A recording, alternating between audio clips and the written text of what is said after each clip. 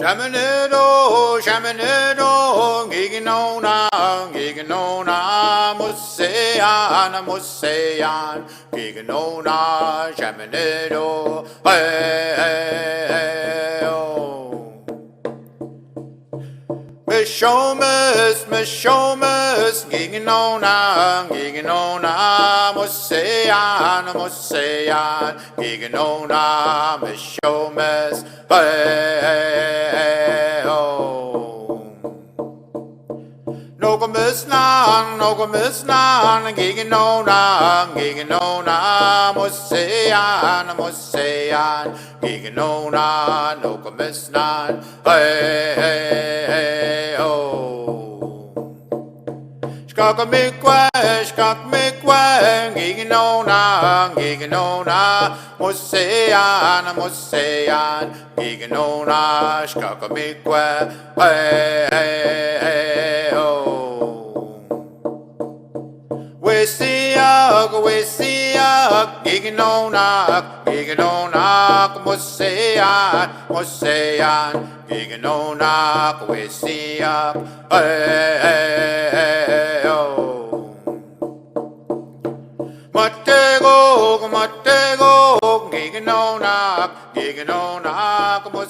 How does diabetes affect your feet?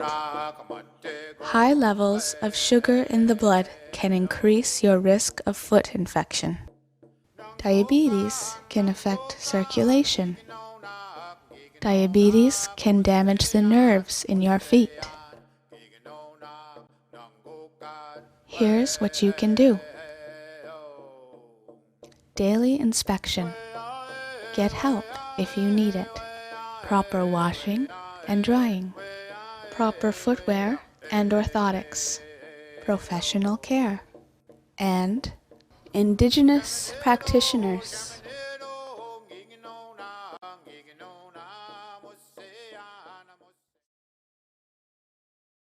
Daily self-inspection is the most important part. Looking at your feet, touching your feet. So you look between the toes and you're looking for cracks, blisters, anything that can create an open area into the skin where bacteria can get in. If you're looking at your feet daily, if you see change is probably a key word. If you see change in your foot, you want that identified or observed from a professional. Feel your feet for warmth. A lot of diabetics over the years, if they've had diabetes for a number of years, can lose the ability to feel. And that loss of feeling can go to the point where a bone can break and they don't know it. And one good way to check for a broken bone is feeling. Heat will tell you that there's inflammation. You can be taught how to take care of your feet yourself. If you can't see your foot as well as you should, you can have somebody else in your household do it for you. It's time to check your feet. That's what your feet Do you see any bruises or red marks or any infection? I'm going to judge your feet as swollen. Other than that, they look pretty good. Yeah. Okay, we're going to check your feet tomorrow. Okay, Becky, thank you. We'll see you tomorrow afternoon. Okay. If you can't do that, then and there's nobody else available in your household, then you should see a professional foot care person. A lukewarm bath, preferably monitored by thermometer or by a non-diabetic. General antibacterial soap, lukewarm water, 5 to 10 minutes maximum. Carefully washing between the toes and around the sole of the foot and the ankle. Careful to dry between the toes and the foot itself to avoid any excessive moisture afterwards. Inspect the feet for general blisters, abrasions, abnormalities during that time frame as well.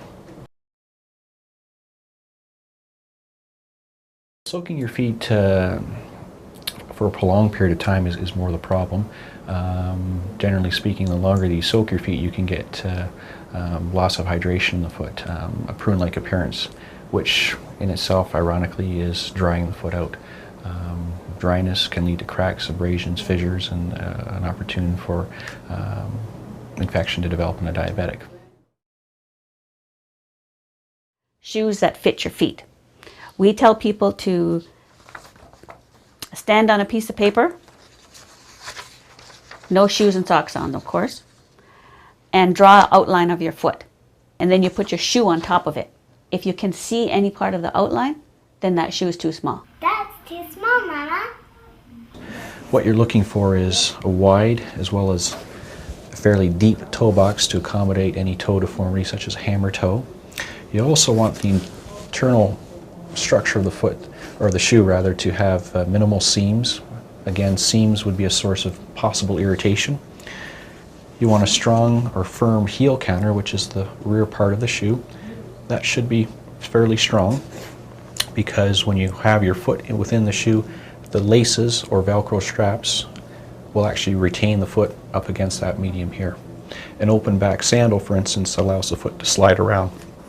When the foot slides around, there's an opportune time for friction to develop. Should be lightweight.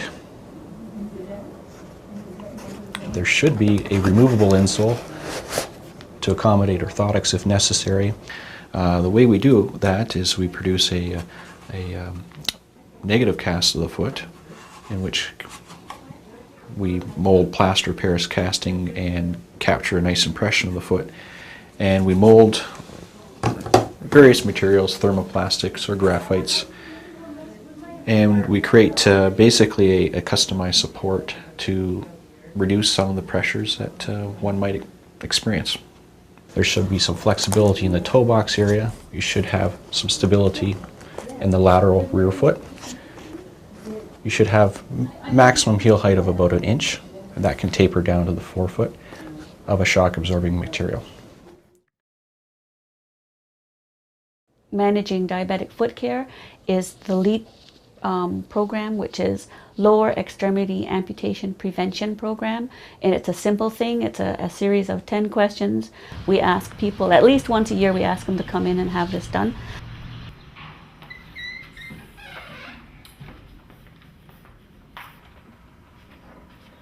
Hi, I'm here for my appointment. Good afternoon, Max. Good afternoon. We're here to have for a diabetic foot assessment. Yes. Have you had one of those done before? No. Okay, we'll just go through it slowly. Yeah. I'm going to have a look at your feet, look between your toes, and we're looking for any redness, splits, blisters, discharge, blood, anything like that that would indicate open area.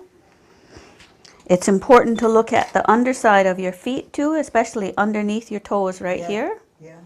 Sometimes they just get sweaty, and you have nice warm feet. Yeah. I'm going to make it vibrate, and I'm going to touch it on your ankle bone. Do you feel that vibration? Yeah. That's good. That's a nerve. That Yeah. tells me that nerve is working to your ankle. Feel it there? Yeah. Very good. The monofilament, to see if their protective sensation is intact. If they can feel this monofilament, there's a good chance they can feel it if they stepped on a nail or a tack. Yes. Yes. No. Yes. Yes. Very good. That you have good sensation in your feet. Check a pulse, and that'll let me know that there's enough blood getting down to your toes here. There it is right there. Right there, and in here, there's another pulse that we check. That's good. How much blood is getting to your foot? If it's enough to heal a sore, should you get one? Yeah. Oh. This is a Doppler. It's the same thing we use to check fetal heart rates. Yeah. You can hear a baby beating in your foot. Hear that? That's the blood flow to your foot.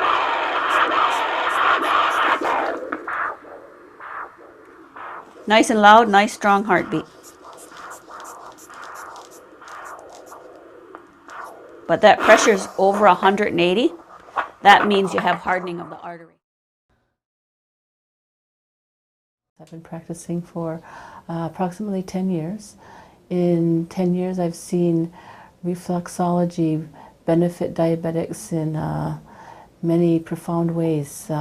Reflexology is a therapy that uses focused pressure Focus pressure means that I work a pattern on your feet, and at certain places I apply pressure.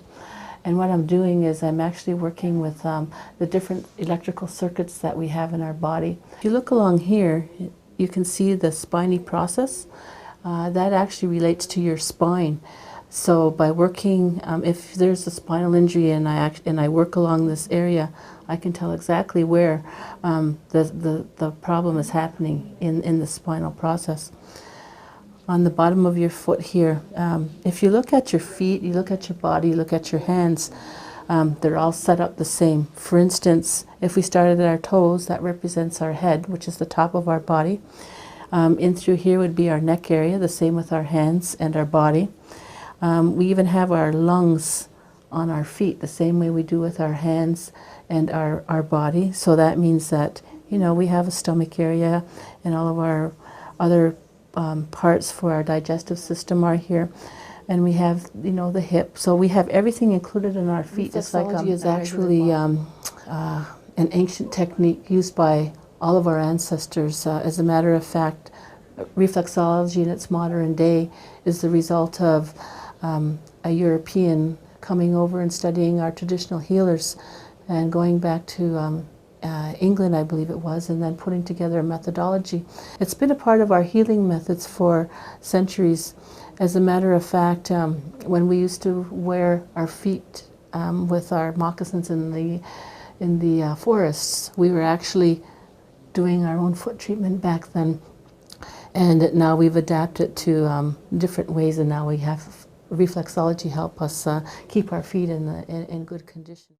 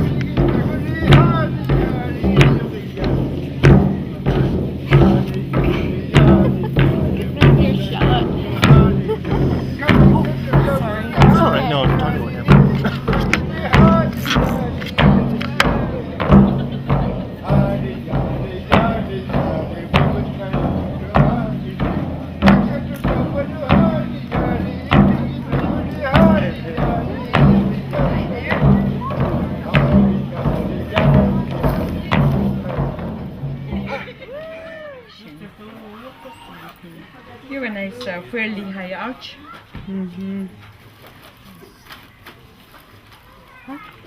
Most people with bunions, they have difficulty finding proper shoes. Yes. So you have to go to a foot clinic or see a foot doctor. They actually have to measure your foot when you're standing. You have to buy shoes later in the day because your feet swell. Okay? See how wide your foot is? Yes. Okay? You need to get your shoes that are that wide. Okay?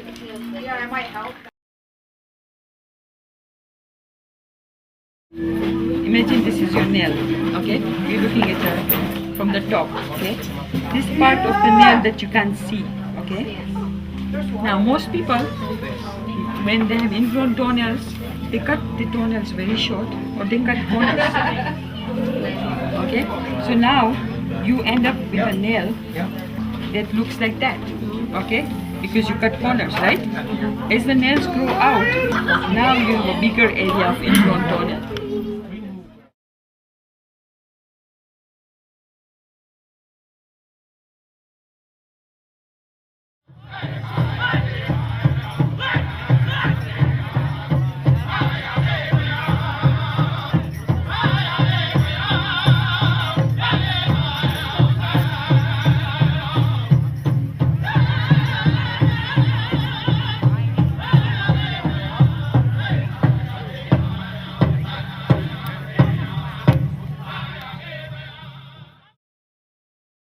The feet are marvelous tools. We take it for granted that we always have them to walk on.